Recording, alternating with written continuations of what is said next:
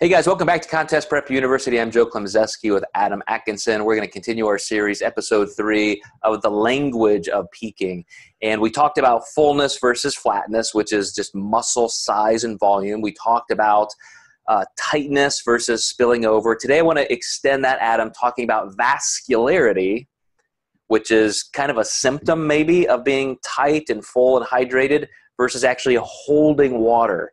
So I mentioned last time that if we have a little bit too much carbohydrate overall, our glycogen base is just too saturated, or meal to meal we're eating too much carbohydrate to utilize, and so we've got a lot kind of hanging around outside of muscle cells.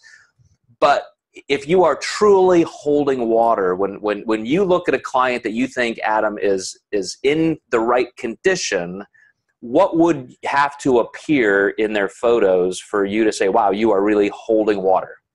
Yeah, usually a pretty big deviation from tightness. So they're going to, and it's tough because you have to determine, is this client spilled over? Are they potentially just not full enough where the muscle tissues are not getting brought to the surface so that tightness is there? So I had this with a client in USA's actually. She was on the money all week, and on show day, she just was not tight. The only thing that had really changed, actually, it was the day before the show. The only thing that really changed was lack of activity and travel. So I had her exercise for about 20 minutes, and that really helped dissipate some water. She was able to, utilize some of the glucose that was in her system, and she looked, it was unbelievable, the difference between the two photos. So you brought up a great point, and I love that differentiation, because I think in terms of spilling over, we should more properly relate that to food, to a specific meal. So it's a pretty acute description, but holding water is maybe a little bit more systemic, maybe a little more idiopathic. You don't know exactly why. Like you said, you were able to run down the top potential variables, sitting around, not active, so just not a lot of glycogen turnover. But holding water is definitely more than just, a little bit spilled over. Like I used my client as an example who had been, gaining a pound or so a day over about 3 days, and get to the point where he just looked, more than spilled over, but holding water. I mean, just we had to do something to make sure we bring that back down. So a little bit of activity, like you said, and a little drop in carbs. But what holding water is not, Adam?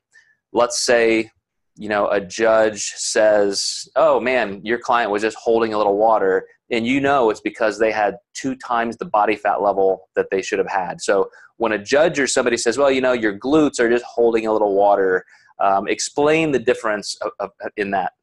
Yeah, so glutes are usually the last part of the body to come in body fat wise. So it's usually it's body fat versus actual water. And part of that reason is judges are just trying to be nice.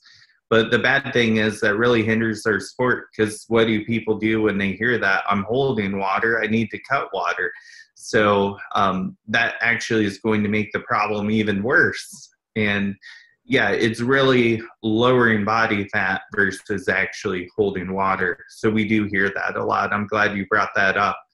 And to your point that instead of cutting water, we do want to contrast this with vascularity, because if you are truly vascular normally, and we all have those clients who send us pictures of their legs and their forearms and their biceps, and they have these massive, massive veins.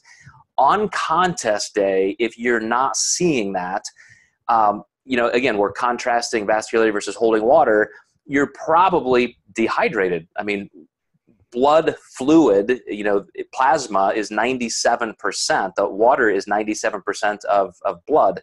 And if you just don't have any blood volume because you're dehydrated, even by a couple percent, you're not only not going to be able to be vascular, but that really is just a symptom, because we want you to be able to be full. We want the muscle tissue to really be full. We want those fascial constraints between the muscle, the deep separations to be more prominent, even the feather striations that you see under the skin.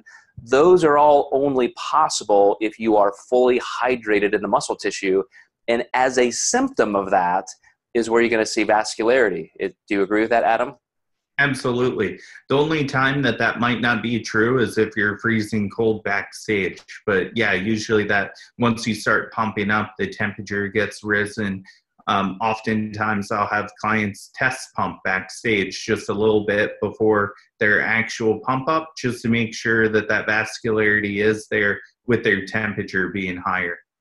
Yeah, definitely a good point on the temperature. That is important. Absolutely. All right, guys. So thanks for watching and listening. We're gonna hit this another time or two in Contest Prep University, helping you understand all of these little nuances in terms of what you should be looking for in peak week and on contest day. So thanks, and we'll catch you next time.